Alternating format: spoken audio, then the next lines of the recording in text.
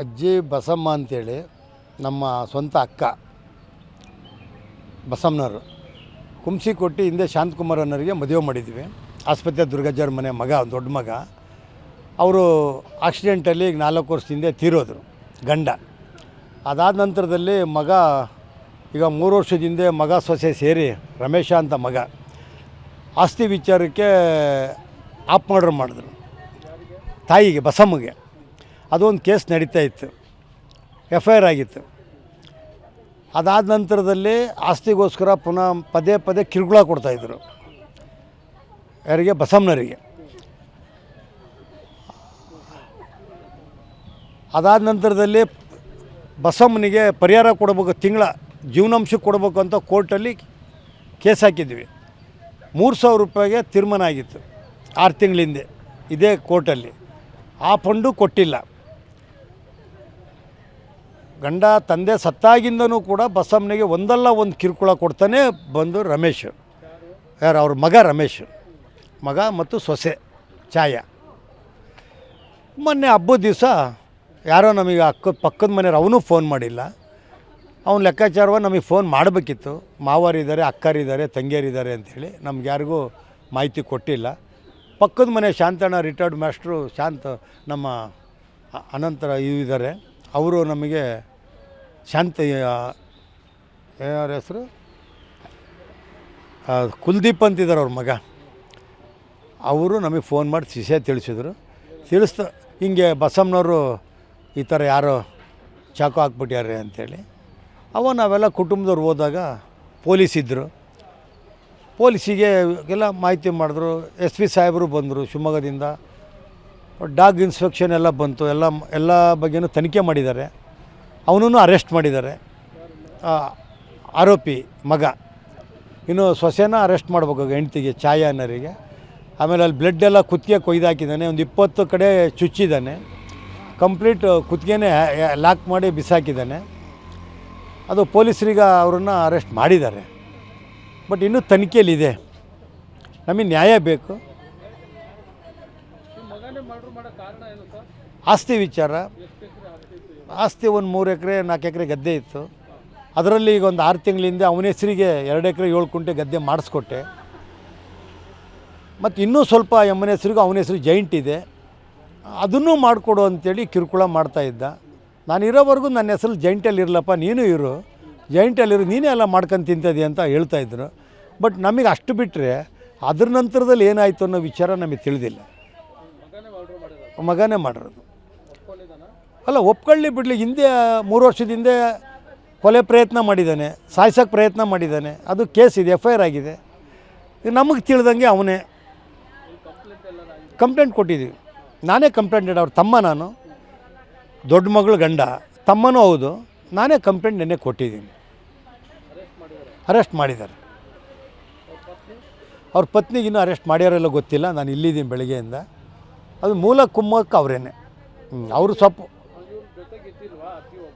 ಒಬ್ಬರೇ ಇರ್ತಾರೆ, ಯಾವಾಗ ಒಬ್ಬರೇ ಬರ್ತಾರೆ. ಯಾವಾಗೋ ಬೇಕಾದಾಗ ಮಕ್ಕಳು ಮನೆ ಬರೋರು, ಒಂದು 4 ದಿವಸ ಇದ್ಬಿಟ್ಟು. ಇಬ್ಬರು ಹೆಣ್ಮಕ್ಳು ವಿದ್ಯಾನಗರದಲ್ಲಿ ಇರೋದಲ್ಲ, ಇರೋರು. ಆಮೇಲೆ ಡೈಲಿ ಫೋನಲ್ಲಿ ಮಾತಾಡೋರು. ಅವತ್ತು ಫೋನಲ್ಲಿ ಮಾತಾಡಿಲ್ಲ ಇವರು.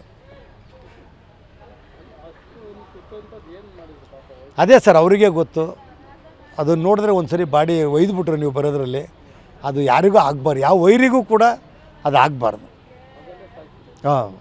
ಬೇರೆ ಇನ್ಯಾರಿಲ್ಲ ಸರ್. ಅವನದೇ ಹಿಂದೆ ಪ್ರಯತ್ನ ಪಟ್ಟಿದ್ದ, ಈ ಸರಿ ಪೂರ ಮಾಡಿದ್ದಾನೆ. ಅಲ್ಲೇ ಸ್ವಂತ ಗಂಡನ ಮನೆಯಲ್ಲೇ. ಅವರು ಶಿವಮೊಗ್ಗದಾಗಿದ್ದರು, ಇವನು ಹೋಗ್ತಾ ಬರ್ತಾ ಇದ್ದ. ಇವನಲ್ಲಿ ಹೋಗಿದ್ದಕ್ಕೂ ದಾಖಲೆ ಸಿಕ್ಕಿದೆ. ಅಲ್ಲಿ ಹೇಳಿದ್ದಾರೆ ಅವರು ಎದುರುಗಡೆ ಮನೆಯವ್ರು, ಚಿಕ್ಕಪ್ಪನ ಮಕ್ಕಳೆಲ್ಲ ಬಂದಿದ್ದ, ಅವನು ಊರಲ್ಲಿ ಇಲ್ಲೇ ಇದ್ದ ಅಂತ ಹೇಳಿದ್ದಾರೆ ಸಾಹೇಬ್ರ ಎದುರುಗಡೆ. ನಾವಂತೂ ಇಲ್ಲಿಂದ ಹೋಗಿದ್ದೀವಿ. ಪೊಲೀಸರು ಎಲ್ಲ ಮಾಹಿತಿ ಪಡಿತಾ ಇದ್ದಾರೆ. ಭಾಳ ಬೇಸರ ನಮಗೆಲ್ಲ. ಯಜಮಾನರು ಅವ್ರಿಗೆ ಸಾಕಿ ಸಲುವುದರು, ನಮ್ಮನ್ನು ಬೆಳೆಸಿ ಕುಸ್ತಿಪಟು ಮಾಡಿದ್ರು. ಅವ್ರ ಕೈಯಿಂದ ಅನ್ನ ತಿಂದು. ನಮ್ಮ ಮನೆಗೆ ದೊಡ್ಡ ಹೆಣ್ಮಗಳು, ಭಾರಿ ದೊಡ್ಡ ಕುಟುಂಬದ ಹೆಣ್ಮಗಳು. ಇವತ್ತು ನೋವಾಗಿದೆ. ಹೆಣ್ಮಕ್ಳದ್ದು ನೋಡೋಕ್ಕಾಗ್ತಾಯಿಲ್ಲ. ಮುಂದೆ ಅವ್ರ ಆತ್ಮಕ್ಕೆ ಶಾಂತಿ ಸಿಗಬೇಕು ಅಂದರೆ ನ್ಯಾಯ ಬೇಕು. ನ್ಯಾಯ ಕೋರ್ಟಲ್ಲಿ ನ್ಯಾಯ ಆಗಬೇಕು. ನಾವು ಇಲ್ಲಿಗೆ ಬಿಡೋರಲ್ಲ. ಕೋರ್ಟಲ್ಲಿ ನಾವು ಮುಂದುವರಿಸ್ತೀವಿ. ನಾವು ಅದನ್ನು ಫೈಟ್ ಮಾಡ್ತೀವಿ ನ್ಯಾಯಕ್ಕೋಸ್ಕರ. ಬೇರೆ ರೀತಿಯಲ್ಲಿ ನಾವು ಮಾಡಲ್ಲ. ಹೋಗ್ಬಿಟ್ಯಾರ ಅವರು. ಕೋರ್ಟಲ್ಲಿ ನ್ಯಾಯ ಬೇಕು, ನ್ಯಾಯಕ್ಕೋಸ್ಕರ ನಾವು ಹೋರಾಟ ಮಾಡ್ತೀವಿ. ಮಾಹಿತಿ ಮಾಧ್ಯಮಕ್ಕೆ ಕೊಡಬೇಕಾದ್ರೆ ಅವ್ನ ಪಕ್ಕ ಗೊತ್ತಿದ್ದರೆ ಮಾತ್ರ ಮಾತಾಡಬೇಕು.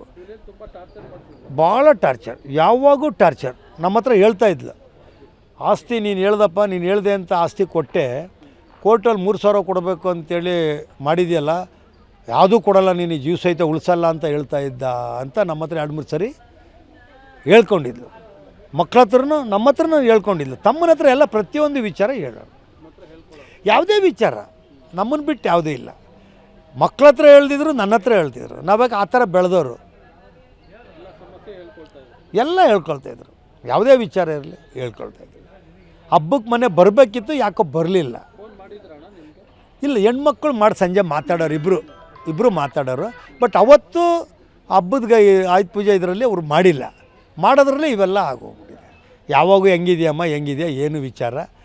ಇಬ್ಬರು ಹೆಣ್ಮಕ್ಳು ಒಬ್ಬರು ತಪ್ಪರೊಬ್ಬರು ಮಾಡಿ ಆರೋಗ್ಯದ ಬಗ್ಗೆ ಏನು ಮಾಡ್ತೀಯ, ಬಾ ಅಲ್ಲೇನು ಮಾಡ್ತೀಯ, ಇಲ್ಲ ಎಲ್ಲ ಕಡೆ ಶೀತದ ವಾತಾವರಣ, ಜ್ವರ ಶುರುವಾಗ್ಬಿಟ್ಟಿದೆ, ಎಲ್ಲ ಕಡೆ ಇದಾಗಿದೆ, ಮತ್ತು ಅಲ್ಲಿ ಬಂದರು ಎಲ್ಲ ಬೇಡ, ಸ್ವಲ್ಪ ಎಲ್ಲ ಒಂದು ಕಡೆ ಇರ್ತೀನಿ ಅಂತ ಹೆಣ್ಮಕ್ಳಿಗೆ ಹೇಳ್ದಂಗೆ.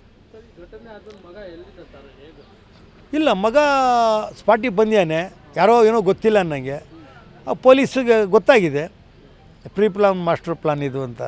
ಆಮೇಲೆ ಮೊದಲಿಂದ ಇವನ ಬಗ್ಗೆ ಕೇಸ್ ಇತ್ತಲ್ಲ, ಇದ್ರ ಮೇಲೆ ಅವನು ಅರೆಸ್ಟ್ ಮಾಡಿದ್ದಾರೆ. ನಾವು ಒಂದು ಕಂಪ್ಲೇಂಟ್ ಕೊಟ್ಟಿದ್ದೀವಿ. ಏನು ಗೊತ್ತಿಲ್ಲ, ಪೊಲೀಸಿಗೆ ಕೊಡ್ಬೋದಿತ್ತಲ್ಲ.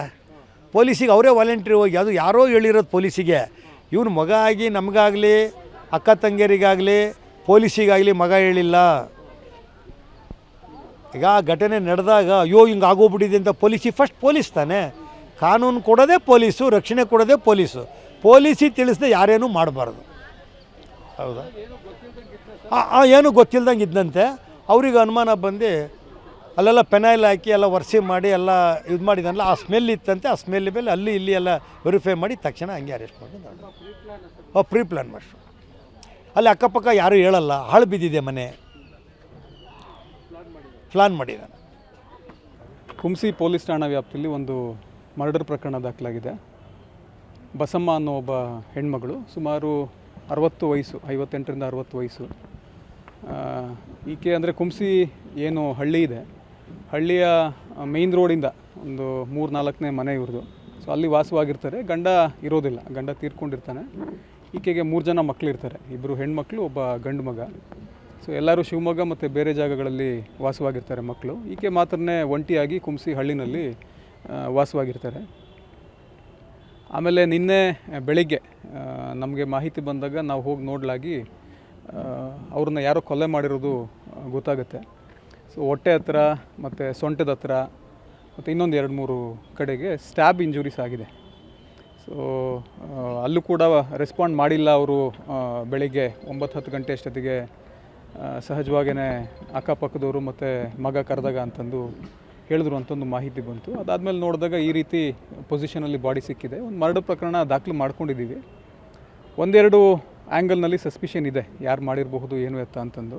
ಕರೆದು ವಿಚಾರಣೆ ಕೂಡ ಮಾಡ್ತಾಯಿದ್ದೀವಿ. ಅದೇನು ಮುಂದಿನ ತನಿಖೆಯಲ್ಲಿ ಹೊರಗಡೆ ಬರ್ತದೆ ಡೀಟೇಲ್ಸು ನಾನು ತಮಗೆ ತಿಳಿಸ್ತೀನಿ.